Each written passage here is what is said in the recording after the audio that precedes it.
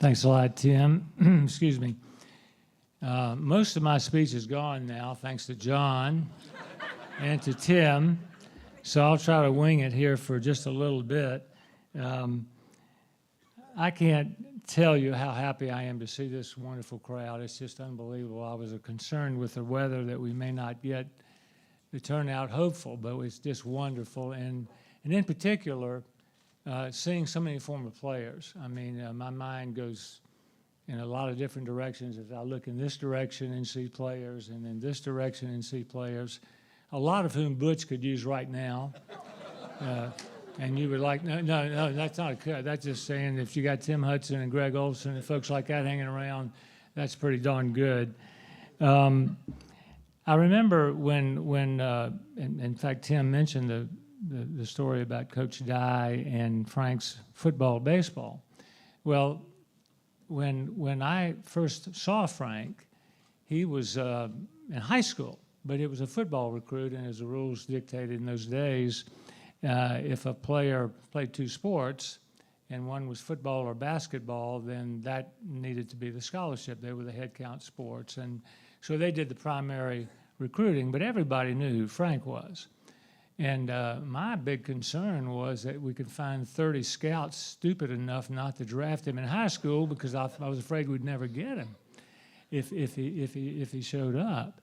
And but I really, it's funny when Tim mentioned that, I thought about it because it was like yesterday. This whole thing is like yesterday in my mind and 35 years ago, which is an interesting number because that was his jersey number. But I wanted to reflect back 9 years ago when Frank was the first Auburn and SEC player inducted into the National Baseball Hall of Fame. And Janie and I were unable to attend, which was a terrible disappointment for us. But we watched every second on TV. And the TV announcers did a really wonderful job. They, as Frank was being announced and introduced, they had graphics on the board of all the statistics that Frank was at the all-time high in. And I fashioned myself as a Frank Thomas aficionado. I thought I knew what his career had been like. But when they started talking about the traditional baseball values, not metrics and not analytics, but home runs and RBIs and on-base percentage and all of that, they mentioned the names that were in those various categories. And for someone my age, it was amazing because we were talking about Babe Ruth, and we were talking about Ted Williams, and we were talking about Henry Aaron, and we were talking about Mel Ott, and we were talking about Mickey Mantle. And all of those greats were in one category or two. And by the time it was over with, I told Janie, I said, Janie, I really believe we can make a compelling argument that Frank was not only the most productive offensive player in history, he was the most well-rounded. He was the only one that were in all of the categories. And that is a mouthful. I mean, that is really a mouthful when you say something like that. And John touched on the numbers, and I firmly believe that. But then I went back a few years, and I thought about Frank as he was becoming the big hurt in his earlier days in the major leagues. And he took Major League Baseball by storm. It was like a media blitz. And we were sort of on the tail end of that because every major outlet in the country, be it Baseball America or Sports Illustrated or all of them, they were just in a hurry to find out what this guy was about. And so they were calling, and I remember specifically they all had their little slants on what the story was going to be. But there was one question that was common to every one of them, and that was, as the coach at Auburn, was there an at-bat? Was there a game? Was there a series? Was there an aha moment where you stood back and just went, holy cow, I'm in the presence of something great here? And to their dismay, I said, no, it wasn't that way. Frank Thomas came from a terrific baseball program at Columbus High School with one of the finest baseball men I've ever met, Bobby Howard. And so he was simply great the day he walked on this campus, and he was great the day he left. Now, Steve Renfro doesn't like it when I say that because that sort of eliminates the coaching development aspect of a player once he gets here.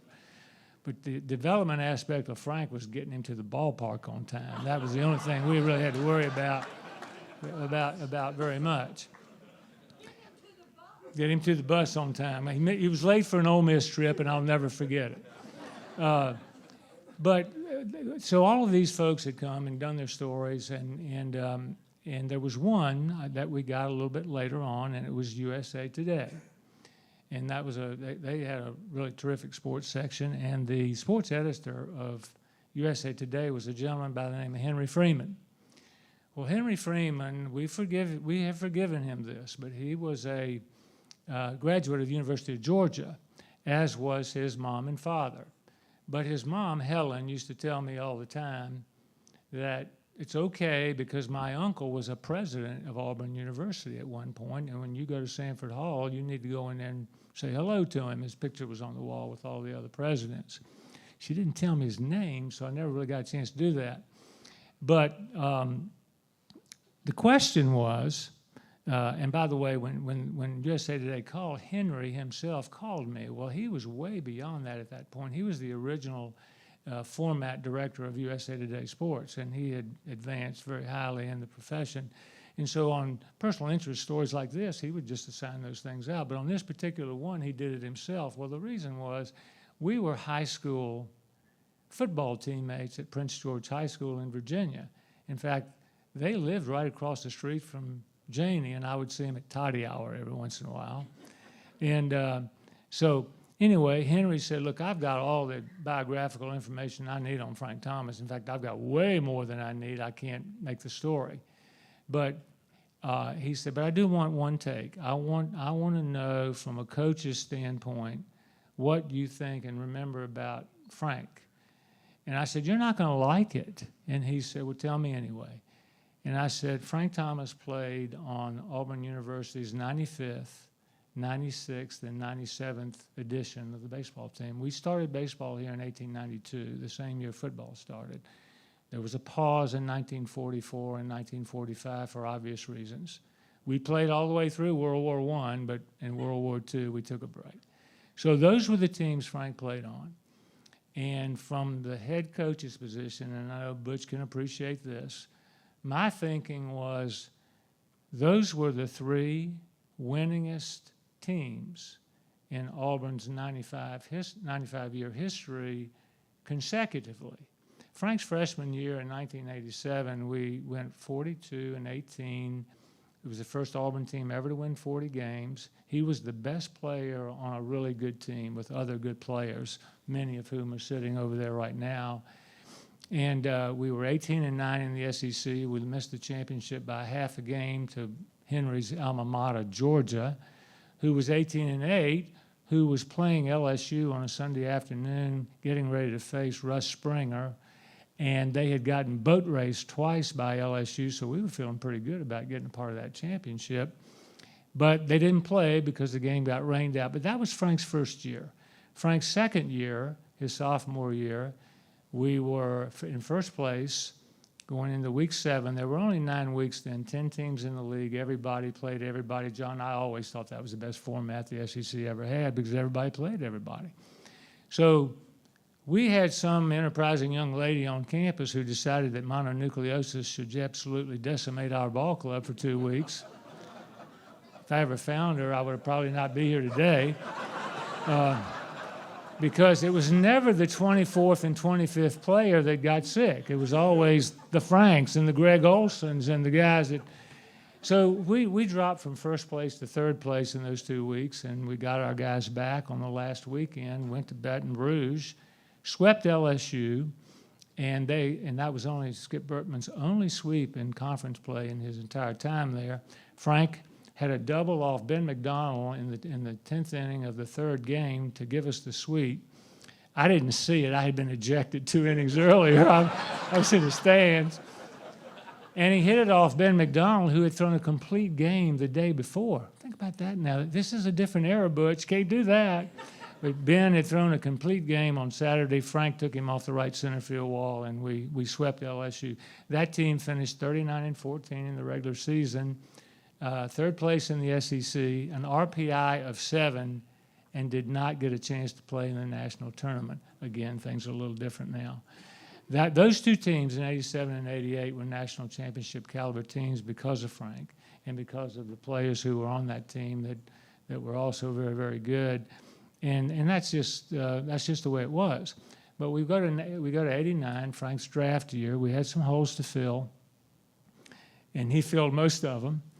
And we started a little slow, but we ended up winning the SEC championship in Gainesville, Florida, in 89. And Frank hit a home run early in the game, and we won that game. Tommy Youngblood and Mark Fuller made that stand up, and we won 2-1 and won the championship. So when I think about Frank, that's kind of what goes through my mind, because there are very few things about Frank's game that hadn't already been well documented by everybody. But I actually thought there was something that was undervalued, and that was his competitive spirit and his will to win. I often said about Frank in private, not in public, but in private I would say if Frank hit a double in the gap, by the time he got to second base, he knew what his batting average was. But he also knew how many runs Auburn had, and that was more important to him. And winning was very, very important to him, and when he was at Auburn, we won. And I think about that often. Tim, you took all this away from me on the Coach Dye story, but there was no way I was going to leave this podium. Am I ready for the hook, Butch? Can I have a couple more minutes? Thank you. Okay. Janie was giving me the hook, but the last few years we had Coach Dye. He had a radio show that he ran out of his farm, and I would go out every year, once or twice, to be a guest on his show. And I always knew if the producer called, that meant that you're going to be here at this time, you're going to do your little spot, and we'll have you back in Auburn in 20 or 25 minutes. But if Coach Dye called, that meant he wanted to visit. And toward the last years of his life, he really enjoyed reminiscing about many of you who are here today.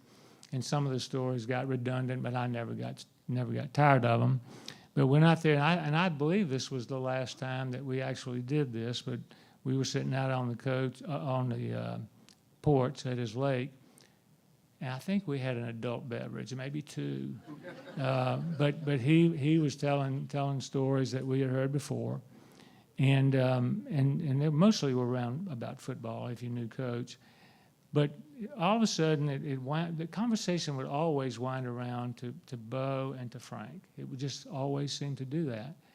But on this one day, he said, you know what the best thing about coaching Bo was? And I knew it was a rhetorical question.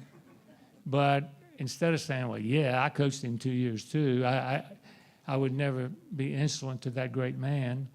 And he said, the greatest thing about coaching Bo Jackson was that he was so good and so generational that all of the other great players, and if you're fortunate enough to coach at Auburn, you're going to coach great players. And he said, but everybody sort of knew it, so nobody was offended if somebody said, hey, Tracy Rocker, other than Bo, you were probably the best player that ever played here. I mean, and it didn't really offend anybody. And then he took a break and he said, you know, like Frank is for you. And uh-oh. Yeah. But anyway, he also told a story about the one that Tim talked about. He said, you know, in the 80s, we were tight end university. And he said we had Ed West, and we had Ron Middleton, and we had Walter Reeves, and we had Lee Mark Sellers, and we had Jeff Parks. And he said Frank could have been better than all of them had he chosen to be just football. And he said, but he made the right decision. He made the right decision. And I never really stopped thinking about that, because I can't really tell you how involved that transition was with Big Frank. Frank's a big, strong, fast man. We called his father Big Frank, if that gives you any kind of idea on context. But it was really amazing. I recall a conversation where Coach Dye called me one day, and And it was probably after one of those meetings Tim was talking about, but he said, in Coach Dye's inimitable way, like a 5-word conversation, can Frank take care of his family in baseball? And I went, yes. And he said, that's it. Phone went down. That was the end of the conversation. And so, and so the transition after Frank's injury came to us, and the rest of that is history. And there's no way, I'm not going to talk about numbers because they're out there. I mean, the things are out there about numbers. But Frank's competitive drive and his will to win and to be a part of a winning thing was something I always thought was undervalued a little bit. I really did think that. And I think about a million things. I think about his pregame ritual that he designed as a sophomore, where he took small little tape balls from athletic tape and would have a manager take him down to the bullpen and throw them at him as hard as they could. And that prepared him for, that was his preparation. Another thing was, Frank Thomas's experience in the on-deck circles, for a baseball person, is just something you'll never forget. Heaven help us if the guy before him had a 6-pitch at bat, because every pitch Frank got closer to the batter's circle, closer to the batter's circle. And he would time himself in sync with the pitcher who was in the game, and he would create an angle where he could see what that guy was throwing. He was also like a human radar gun. We had this little thing going where Frank would bet me, no money, just a bet, on he could tell the velocity that a guy would be throwing. And I only remember one time in 3 years where he was off just a little bit. We were playing Vanderbilt. They had a basketball player who was about 6'9", Frank. You may or may not remember him. I think his last name was Adams. Janie always gets after me when I remember these things because she says I can't remember her birthday.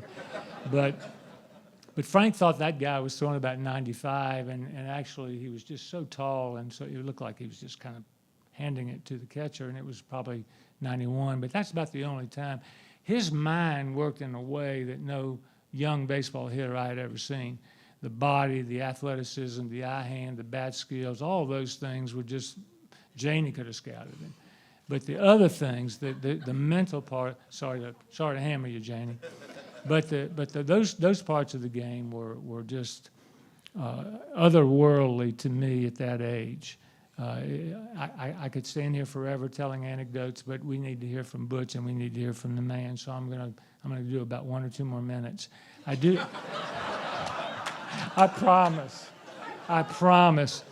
But I wanted to acknowledge the fact that all of these former players and Frank's teammates are here. It's a living tribute to you, Frank. And we have a couple guys here who made the trek from Omaha, Nebraska, Clark Preble and Joe Siwa.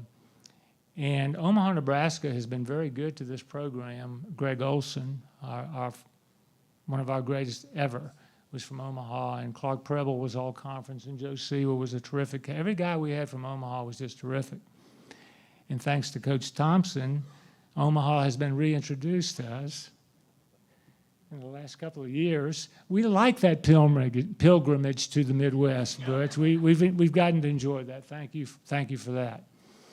But the last thing I'll say is that, Frank, you have had every accolade, every honor, everything. I'm sorry. I have to backtrack. I'm sorry. I'll go back to that to finish because that's my last line. I hope I get a good hand. But I did want to recognize John. He was very kind to recognize me. I didn't know if you all knew what a good player he was. I also think he has a special affinity for this ballpark because we never got him out in that ballpark in the 2 years. He could really hit. We tried to hit him. We tried to knock him down. We tried to bruise him a little bit. Never worked. And he became, of course, a fine coach at Kentucky and Mississippi State. And there were stops before that at Missouri and Northwestern State. But I am so happy you're here. And the other thing I wanted to say was Tim Vines, our esteemed member of the University Board of Trustees, is, in my 40 years here, my favorite one of all time. I wouldn't say that if I was still working here, but I can say it now. He had a better fastball than Bobby Lowder had. Much better. And The only thing, there was only one other trustee that could hit as well as Tim, and that was Quentin Riggins, and it was a different way. Quentin, don't get mad at me for favoring Tim's fastball. So I'm an old man, and I'm starting to fade a little bit here, so I'm going to stop. I have been trying this new product that's helped me a little bit.